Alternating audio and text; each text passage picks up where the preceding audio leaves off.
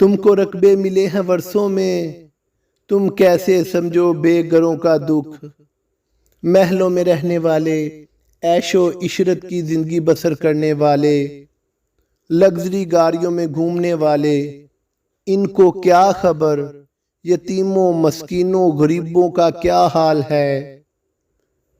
جو لوگ سیلاب کی وجہ سے اپنے گھر کھو بیٹھے، ان کے گھر تباہ و برباد ہو گئے، فصلیں نیست و نابود ہو گئیں، ان کو کیا پتا کہ ان کی زندگی کیسے گزر رہی ہے، وہ کتنے مجبور ہیں۔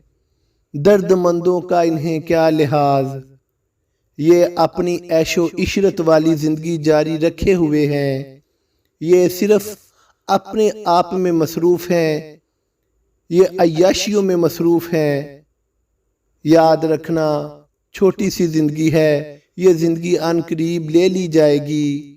اللہ کے ہاں پوچھا جائے گا کہ اے میرے بندے، تجھ کو پیسہ دیا، تجھ کو جوانی دی، تجھ کو صحت دی، سب کچھ عطا کیا، تو نے کہاں پہ جوانی خرچ کی، کہاں پہ جوانی صرف کی، پیسہ کہاں پہ لگایا، تم نے اتنی لمبی زندگی کن کن کاموں پر بسر کی، سب کچھ پوچھا جائے گا اور انسان کو جواب دینا ہوگا۔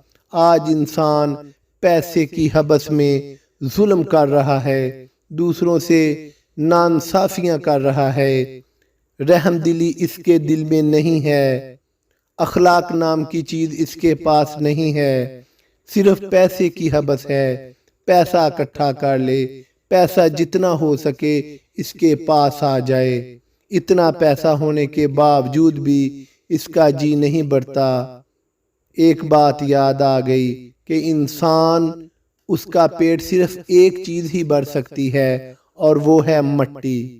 مٹی کے بغیر انسان کا پیٹ نہیں بھر سکتا۔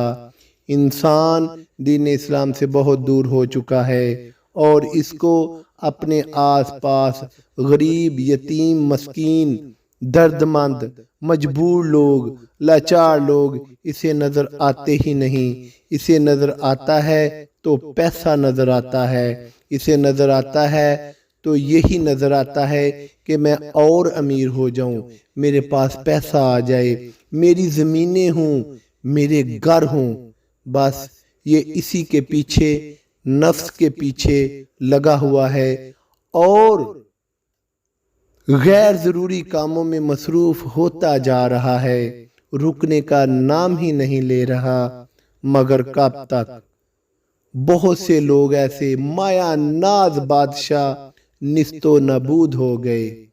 اللہ تعالیٰ نے کتنے ایسے لوگ مٹی سے بنا کر مٹی میں ملا دیے، اور ہم کیا ہیں؟ ہم تو کچھ بھی نہیں، مگر ہم اس طرح زندگی بسر کرنے میں مصروف ہیں جیسے کبھی مرنا ہی نہیں۔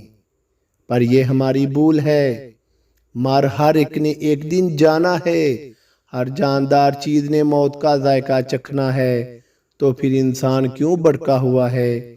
اسے چاہیے کہ اللہ اور اس کے رسول کی اطاعت کرے، اور اللہ تعالیٰ نے اپنے نبی کے ذریعے جو اپنے پیغامات اپنے بندوں تک پہنچائے، اس کے بندوں کو چاہیے ان پیغامات پر عمل کرے۔ اللہ مجھے اور آپ کو شریعت محمدی کے مطابق زندگی بسر کرنے کی توفیق عطا فرمائے۔ آمین ثم آمین یا رب العالمین۔